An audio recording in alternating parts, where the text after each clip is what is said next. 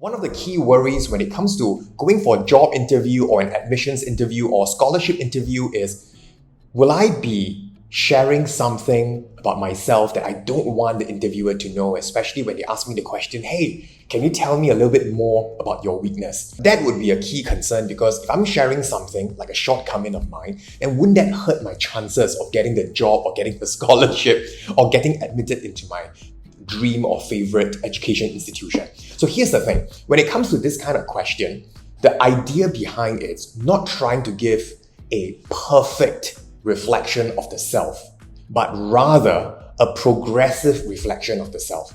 The interviewers, they know that you are only human. They're not looking out for perfect beings. They are looking out for human beings. So what they're looking out for is, yes, an authentic appraisal of yourself. What is your weakness? And I will always say that to answer this question well, you need 3 key steps.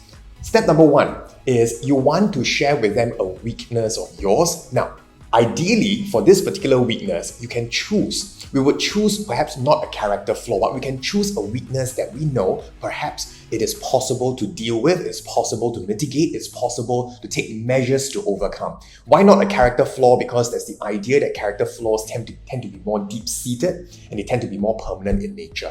So for example, you can share that, one of the weaknesses I've identified is that of procrastination. That is fine. One of the weaknesses I've identified is perhaps I may be a little bit of a perfectionist. Perhaps I may not be as tidy with my workstation and all. Perhaps I still need to have certain areas to work on for stress or time management. That's fine.